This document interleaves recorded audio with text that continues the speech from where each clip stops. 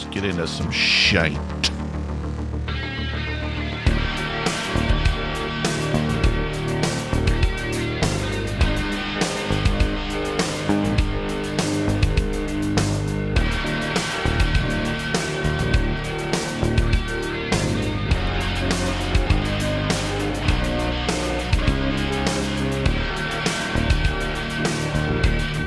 Hi, folks. Welcome to the Out of Tune podcast. I am the guy who'll be sitting here with you and talking to you for a few minutes. My name is Rick. I just did something really interesting, kind of vile. I have this throat spray now. So this is my life in podcasting now, is I'm going to have to bring up the lozenges and the throat sprays and the beverages and all that. I don't know why.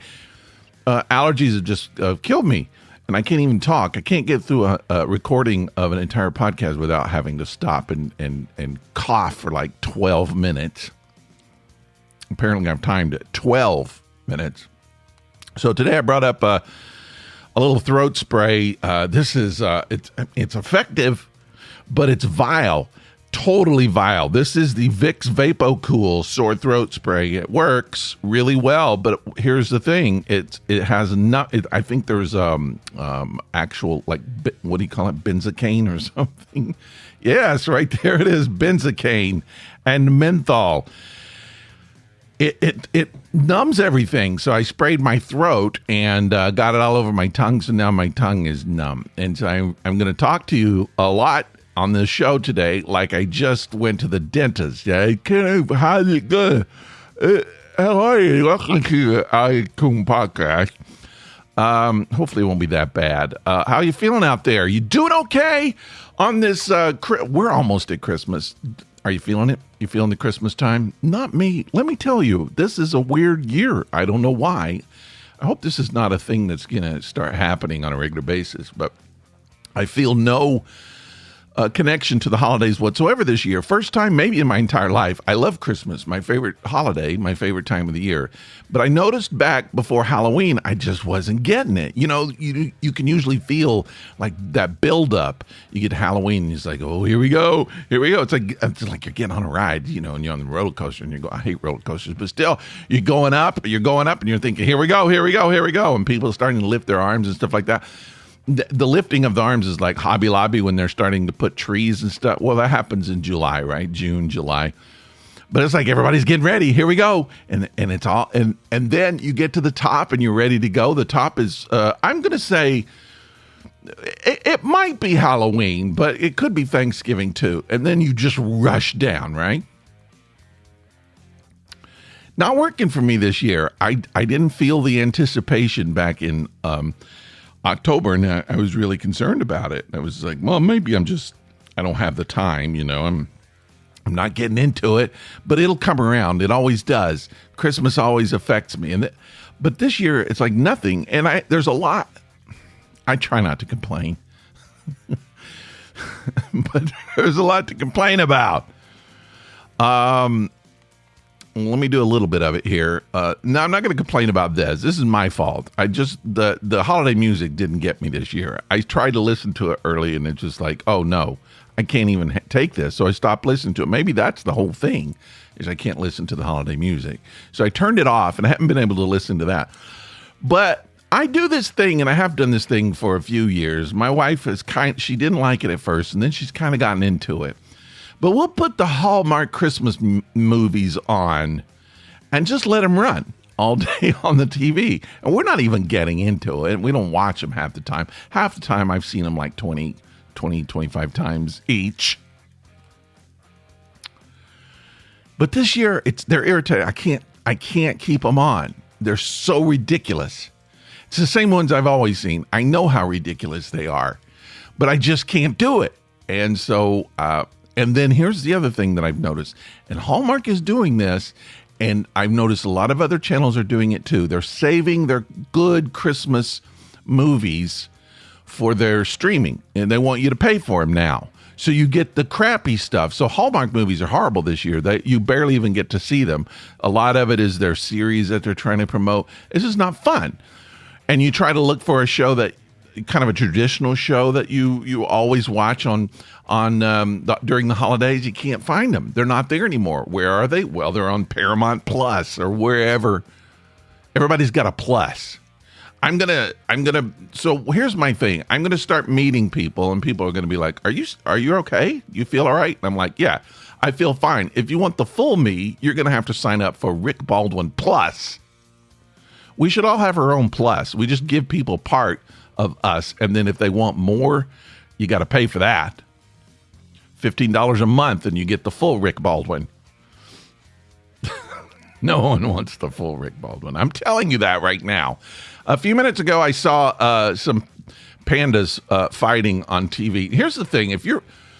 I would think one of the worst ways to die would be to die by a panda.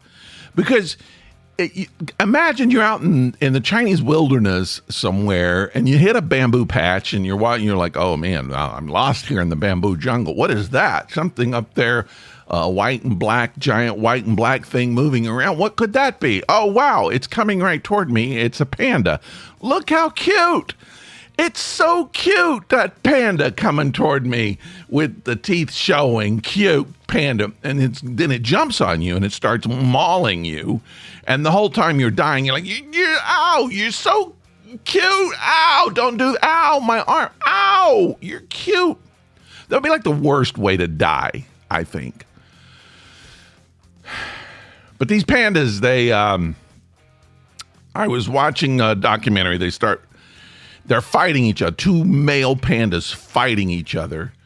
And pandas fighting it's cute. They're very cute. And they make cute noises even when they're mad. And then there's a female panda in the tree making cute noises, watching the two fight. And the two dudes go at each other. And finally, one gets the best. The other guy runs away. And the girl climbs off the tree. And they start doing it. Right there, she can't control herself anymore, and the winner gets the woman, and they start doing it right there in front of the TV screen, on the TV screen. And I just think, man, I can pretty much see this any night in the club in Atlanta. The exact same thing for free if I want to. But the pandas, they're cute. You can't see pandas at a club in Atlanta, I don't think. You really can't. Let me take a sip of coffee here. Slow down just a little bit. Everything in my studio is wrong. My clock says that it's 5:25 in the a.m. on Thursday, April the 5th, 2018. I've gone back in time. I didn't realize it, but my little strip was turned off. So everything that required electricity has been off for a few days, and my clock reset. So it's almost like I'm podcasting in 2018. So just let's pretend like it's April the 5th, 2018. That's why I'm not in a Christmas spirit, because it's freaking April. Here's something I've been thinking about for a while. Thought I'd share it with you. I don't know if I could say this well, but then again, I can't say anything well. I have noticed for quite some time, and it's probably been going on since way before I was even born, but I think it's progressing. It's getting worse, perhaps. I was in a restaurant the other day, and we're eating our meal. I believe it's anniversary, maybe. I don't know. But we're eating a meal. Fancy restaurant, really nice. Expensive, very expensive. I don't complain about a whole lot of things, but I complain about restaurant prices. Do you do that? He's like, wow, really? Tuna, $45 for tuna? That used to be like the whole meal. I remember years ago, my first wife and I went to a seafood restaurant in Knoxville I guess it was our first anniversary. It's a big deal, right? The entire thing, we went crazy. We had money. I was just like, let's just get whatever we want. Anything, drinks, first anniversary, let's do it. So we just piled it up. Just ate like pigs, drank like pigs who drink. And then at the very end, they bring the bill and it's $65. I thought I was going to pass out. I'd never seen a bill for $65 before. $65 is now breakfast or brunch here in Atlanta for two people. That's nothing. $65 is a piece of tuna in Atlanta. So anyway, sorry, I didn't mean to complain again. We're at the restaurant, and there's TVs playing, and while we're eating our food, on the television is two guys beating the crap out of each other. This is like a sport. You know the sport. It was MMA. And they're just punching and beating and bloody face. They don't have gloves on like in the old days. Like when I was a kid, when I was a youngster, we had gloves, soft gloves, so that the pounding didn't hurt quite as bad. Sugar Ray Leonard popping you in the face. You could come back for that unless you're Roberto Duran, and then you're going no mas, no mas. Us people from the 80s, we know what that means. But now it's just fists. And I'm thinking in the future they'll just cut your fists off and you just poke each other with bones. That's because it's got to be. They try to make it hurt as much as possible, and that's the only. They're just like you'll cut your arm off and sharpen your bone on your wrist into a point, and you should be poking each other. Everybody will be poking. It'll be like a whole new thing. This like the poke sport. I'm pretty sure that's what it's going to be. But anyway, watching this, we're sitting here at the restaurant, and the guys are beating the crap, and everybody's eating their food. Everybody's eating their $65 tuna while these two guys beat each other to a pulp. And no one mentions it. And honestly, I look around, I don't even see anybody watching it. But you cannot have a restaurant nowadays without sports going on the television. People won't come to your restaurant apparently, and it's a regular thing. You have to have sports, and not just sports, but you go to restaurants now. It's like every team. There's a television for each game, and sometimes for each sport. So you'll have like football here, and you can go into this room for baseball, and that room over here, and it's not even a sports bar. It's just a regular restaurant. Sports going on. And I just feel like, so here's what I've noticed. We are in a sports mentality in this country. Big surprise? No, not really. I mean, I used to be into sports pretty heavy when I was young. I think when you get older, maybe you stop because you know you can't participate. You root for a team, but I don't think you're as zealous of a fan as you used to be. I could be wrong about that, but for me, it's definitely worked that way. I don't get into sports quite as much, and some of the sports are when you get older or more solo sports like golf or something like that. But I don't watch football like I used to. I don't even watch the Super Bowl anymore. And I used to plan parties around that.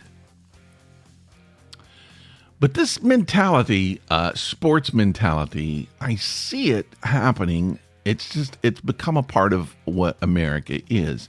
And maybe not just America. I think it could be a global thing. Don't you think? Maybe. I don't know what other countries, how they experience their sports and how it affects their society.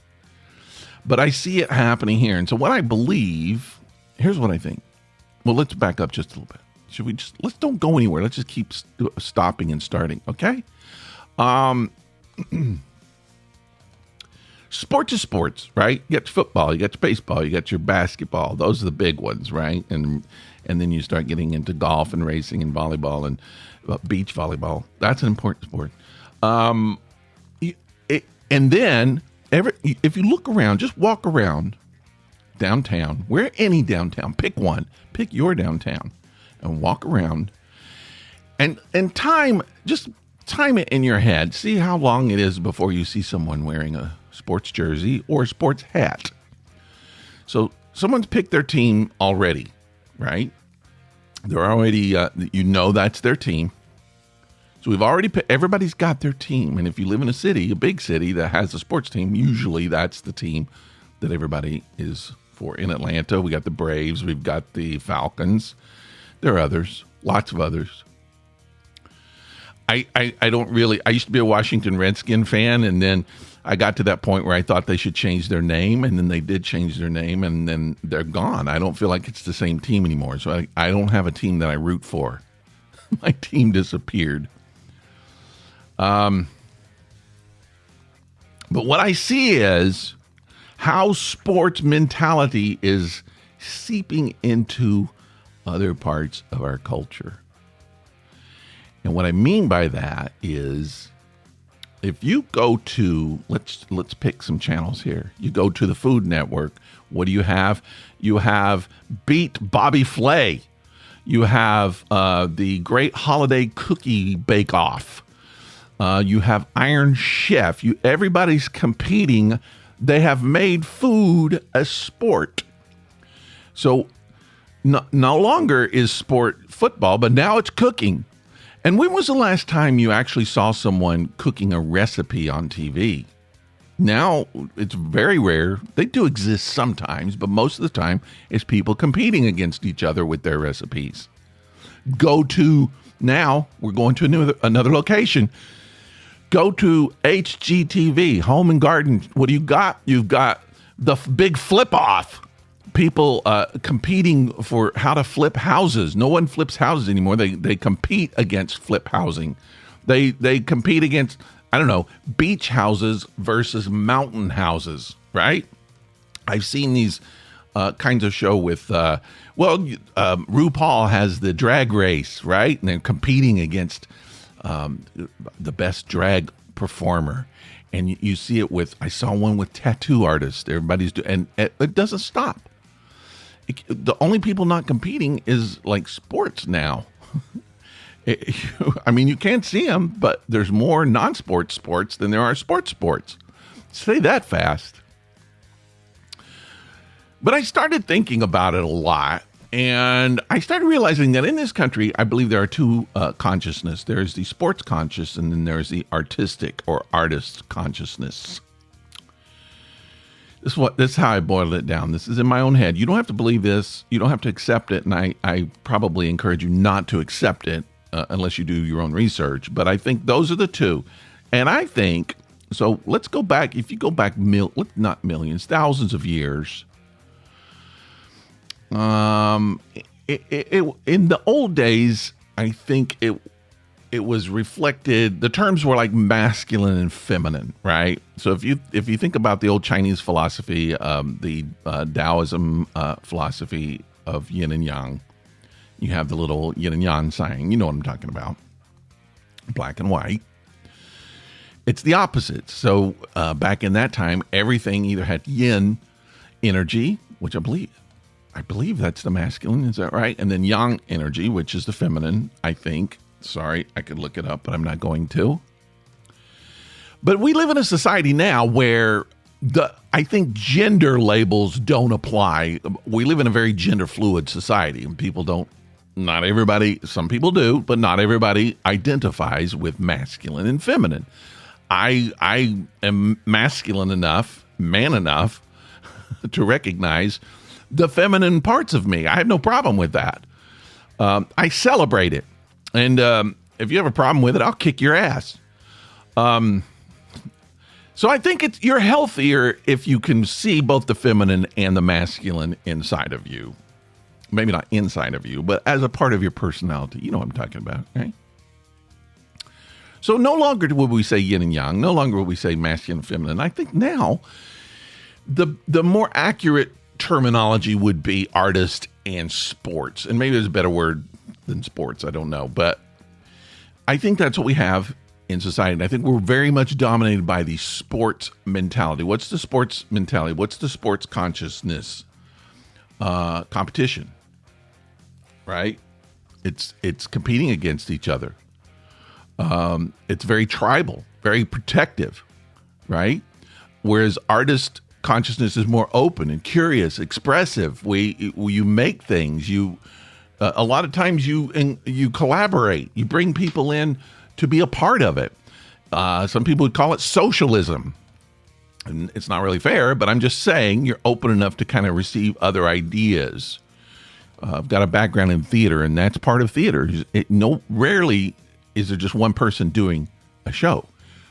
It's collaborative. You have a lot of people working for it, a lot of people putting their ideas in it. And when you watch a show, when you go to a theater and watch a production, you're seeing input from a costumer, a lighter, a prop person. You're seeing an actor. You're seeing all of these things. And then you have a director who tries to put it all together in addition to having his or her viewpoint. Very collaborative. There's no competition. Costumer can't compete against the lighting person. And on the other hand, you have sports. There's a certain artistic element to sports. And this is the thing. We're not saying sports is bad and arts is bad. I'm not saying that. I'm not at all. I'm just kind of looking at how things are set up. And there are elements in both. Both have uses. But what I feel like sports has done, the sports consciousness in this country, is it's infiltrating. Did I say the word right? Infiltrated. It's weird when you say a word you haven't said in a while and you realize I don't even know what I'm saying. It's seeped into our society in a way that I feel like, let's say, politics is now just a sport. Used to, I think politics, you pick your side. I'm Democrat, I'm Republican. You got your side, unless you're really a few centuries back when you're a Whig. I want them to bring the Whigs back, don't you? Just the name. I don't know about the politics, but the Whigs. If you're in Great Britain, you've got several parties to choose from. But here we pick between two, maybe three if you're independent.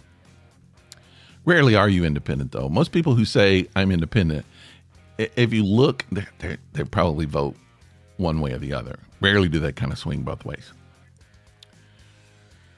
But now, I think in those days, I'm just going to use, and it's not a great analogy, but I'm going to use Nixon because I was alive when Nixon was alive, and people didn't like Nixon. And if you supported Nixon, you loved Nixon. But when Watergate started going down, so many Republicans sort of jumped ship, and they were just like, "This is corrupt. Let's get him out of here." It was supported. There were still people who hung on and fought. There's still some people who voted for him or supported him all the way down.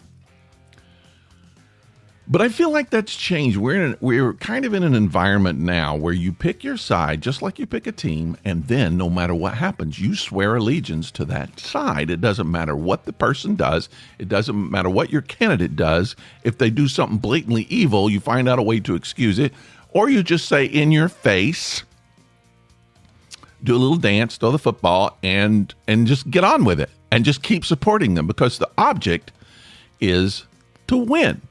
That's all that matters. It doesn't matter if you tear down the goalposts. It doesn't matter if you throw things at the other team. The thing is winning.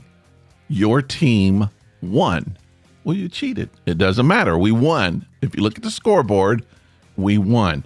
It's an ego boost, and that's what matters. There's a certain amount of competition in sports, in art, for sure. Definitely. But most of the time as an artist, and I'll speak as an artist, you're more open. You're not really, you can compete against other artists for an award, let's say. But for the most part, you're open to it. You're willing to learn. You want other artists to come into, let's say, a show or a gallery. It's much more of an open rather than a closed mentality. Does it make sense? This is what I'm seeing. It does come off as a bit of a rant because there's no solution for it. I can't say how to fix it because I don't think there is a way to fix it. More than anything, it's just a common a comment on society. It's just what I'm seeing, and I'm hoping other people might be aware of it. Are we going to change it? I don't see it changing. I think it's going to get worse before it changes. There's a certain amount of ego in both sides, but in my opinion, well, when you're playing sports, it's collaborative as well. You're on a team. And I think it was probably the 80s. Like I saw it happening with basketball when the individual became more powerful or more important than the team. And they would build up personalities, whether it was Dr. J, Magic Johnson, Daryl Dawkins, these guys from the 80s, then Michael Jordan. And now it's just all individuals. Everybody's an individual on a team. They got put there as part of a free agency. They came there to help the team, and then I'll go somewhere else and help another team. Just like, you see it on teams, but you see it with coaches. Nobody has any loyalty. There's no team loyalty anymore. That's the 70s, maybe a little bit of 80s, but mostly the 70s. As a Washington Redskin fan, I watched that team go through Super Bowls every year. You knew who the lineup was going to be because that's their team they played for. And then it started switching. So again, this is more of an observation than a criticism. I can't fix it, but I'm just saying, look at your life. See how it's being ruled more from competition, a spirit of competition, a spirit of sport, putting the other person down, being better than they are. Is that necessary? Do we have to be better than each other? I kind of miss the days when we all helped each other out. In the early days of America, when people were coming, like say the immigrants were coming over, you came over to practice your trade. You wanted the freedom to do what you were good at. You wanted the freedom. Yeah, you wanted to make money, but you wanted a quality of life. You wanted to do good stuff. People, the early immigrants would start businesses, and that they stayed with it. They were very proud of what they did, whether they made clothes, material, groceries, whatever that the early immigrants did. They were very proud of it. It was very kind of it was industry. We made things. Very artistic consciousness. And now the inclination seems to be to just get on top, push people down. Doesn't matter what they're doing. Doesn't matter how you've got to be number one. Push them down. Push their head down with your boot. It doesn't matter. It's more important that your ideas, your philosophy, your way of life is better than everybody else's. I don't know. I think it's a bad way to live. I think it's a bad society to live in. It's where we are. How do we live in it? What do we do? All I know is just be aware of it. And when you can, adapt more, what's the word? Take on more of the artist consciousness. Create more. Open yourselves more to society.